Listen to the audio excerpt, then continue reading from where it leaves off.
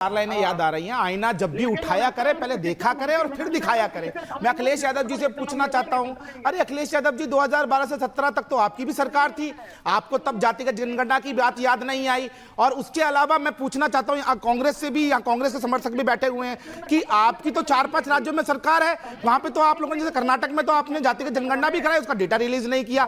और महत्वपूर्ण बात, जब 2012 से 17 तक सरकार थी समाजवादी पार्टी की, तो चारों अधीनस्थ चयन सेवा आयोग उत्तर प्रदेश के, उनके चेयरमैनों के सरनेम लास्ट में यादव थे, उनको यादव आयोग कहा जाता था। ये कैसी जातिगत जनगणना है? माननीय प्रधानमंत्री जी ने 2019 के अंदर रोहिणी कमीशन को वहां पर गठित किया, जिसके अंदर ओबीसी के अंदर जो जातियां थी वो मजा ले रही थी, उसके लिए जो देश में 3000 से प्लस जातियां हैं उन सबको आरक्षण का लाभ मिले, उसके लिए उस कमीशन को गठित किया। ओबीसी आयोग को संवैधानिक राष्ट्रीय आयोग का दर्जा दिया।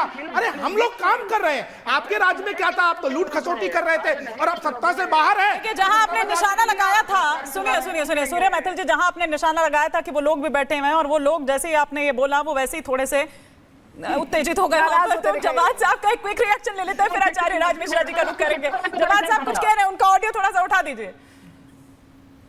हाँ जवाद साहब, मैं कह रहा हूँ ये बड़ी बातें कर रहे हैं हिंदू हितैषी होने की और जातिवाद न करने की। उत्तर प्रदेश में 69,000 शिक्षक भर्ती घोटाले के अंदर ओबीसी SC/ST का रिजर्वेशन कहा गया और अखिलेश यादव आपकी आवाज क्लियर नहीं है। आज तुम्हारी लाइन और लाइन दोनों ही खराब है। जब्बाद, सुबह सुबह किसका मुंह देखा था भाई? आज तुम्हारे पास ना तो तर्क है ना आवाज है। मैथिल जी एक मिनट, नाजिम जी आप कुछ कहना चाह रहे हैं? नाजिम जी, देखिए मैं शुरुआत करना चाहता हूं एक पंक्ति के साथ, जिस तरीके से सूर्य मैथिल जी ने कहा। अब तो अंत में जा रहे हैं। हाँ सुन तो लीजिए। चलती बंदूक के दहाने पे हैं, हमको मालूम है हम निशाने पे। और जिस तरीके से नहीं, ये विक्टिम कार्ड मत खेलिए। विक्टिम कार्ड क्यों खेलने मैंने तो कहा कि हम निशाने पे, बिल्कुल अच्छा नहीं था। इस पर कोई वाह नहीं करेगा, कोई वाह नहीं करेगा। ये विक्टिम कार्ड क्यों खेलने लगते हैं? अरे सुन लीजिए, अरे आप इस तरीके का भ्रम देश के अंदर मत फैलाइए। ये मुल्क संविधान से चलता है और हाजी नाजिम एक सेकंड, आज ही राजस्थान के एक सेकंड आज ही राजस्थान का भीलवाड़ा आपने देखा। ये विक्टिम कार्ड मत खेला करिए। तो मध्य प्रदेश का वो भी देखा, छतरपुर आप लेकर आइए, एक आलीशान बिल्डिंग। अच्छा नहीं तो सुनिए, तो हाजी साहब अच्छा सुनिए, आप थाने पर जाकर पत्थरबाजी करें, थाने पर जाकर पत्थरबाजी आप करें, पुलिस वालों को आप घायल कर दें, और क्या आप कहते हैं? आरती उतारेगा कोई आपकी? आरती की थाली लेकर जाएगा? नहीं तो ऐसे हुड़दंगियों के साथ क्या करना चाहिए? प्रोग्राम ऐसे हुड़दंगियों के साथ क्या करना चाहिए? आरती उतारनी चाहिए। नाजिम जी देखिए, जो वाजिब बात है वो माननी पड़ेगी, जो वाजिब बात है वो माननी पड़ेगी। नाजिम जी, आपने एक शेर सुनाया था, मुझे भी 1-2 लाइन याद आ रहा है, खत्म होते होते बोल देता हूं। आपको हमने हिंदुस्तान में कहा कि रुको यहाँ सुरक्षा मिलेगी, और हमको वो दिया गया। सुनो यार, सुनो भाई, सुनो। जिन्हें हम हार समझे थे, एक मिनट यार, एक सेकंड, सुन लो यार, आपके बड़े काम की है। जिन्हें हम हार समझे थे गले अपने सजाने को, वही अब नाग बन बैठे हमी को काट खाने को। लेकिन आचार्य जी मैं आपको भी रोकूंगी। नहीं आचार्य जी, मैं आपको रोकूंगी। आचार्य जी आप दोनों को रोक रहे हो। देखिए आप खुद मना कर रहे हैं, इस तरह की बात नहीं, इस तरह की आपकी भी ये बात ठीक नहीं है, क्योंकि जितना मुल्क आपका है, जितना देश आपका है, उतना ही उनका भी। हम सभी का मुल्क है ये। नहीं ये बताइए, गाजियाबाद दिल्ली के आप बंदूक के निशाने पर हैं।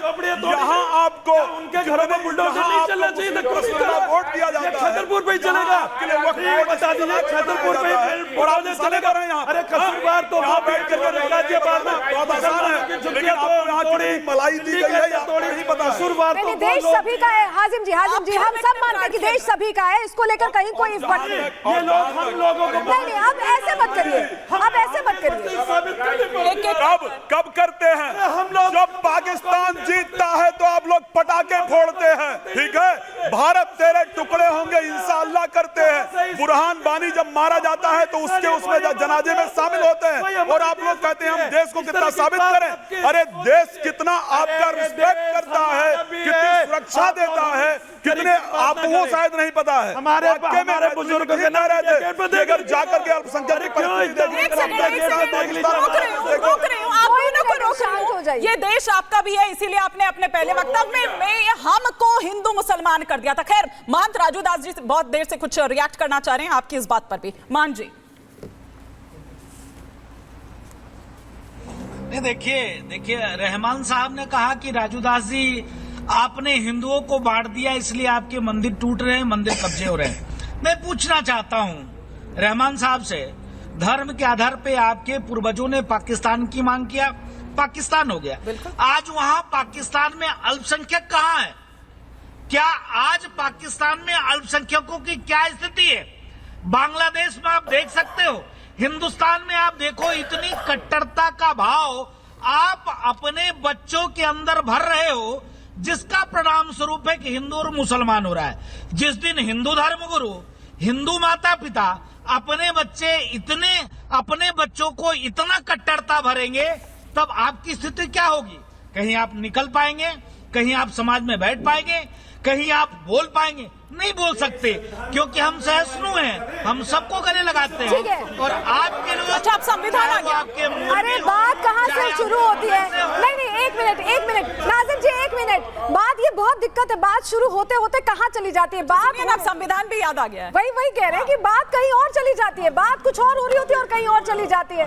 जरा नाजिम जी एक मिनट मेरे ख्याल से स्वामी जी जरा ये बताइए, अब इसमें भी कोई कुछ निकालना है? अगर हम एकता की बात करें तो भी दिक्कत हो गई। योगी आदित्यनाथ ने यही तो कहा है, बयान पर ही वापस आते हैं ना कि हम एक रहेंगे तो कोई दिक्कत नहीं होगी, बटेंगे नहीं तो कटेंगे नहीं। बिल्कुल एक सीधी साधारण सी बात बताई है कि हम लोग एक रहें, एक रह के जिए, और फिर अब उसमें संविधान भी आ जाता है, उसमें बांग्लादेश भी आ जाता है, उसमें और चीजें भी आ जाती हैं। तो विदेशी शक्तियां दोनों हैं, खाली यहाँ की नहीं, विदेशी शक्तियां भी लग जाएंगी। और मैं एक बात कहना चाहता हूं कि पूरे विश्व की बात कर रहा हूं, पूरे विश्व में मुसलमान अगर सुरक्षित है तो केवल भारतवर्ष में सुरक्षित है, इसके अलावा कहीं सुरक्षित नहीं है। कहीं मुसलिम सऊदी में सुरक्षित नहीं है, दुबई में सुरक्षित नहीं है, जितना सुरक्षित यहाँ पे। जितनी सुविधाएं हम लोगों ने गले लगाया है, जितनी सुविधाएं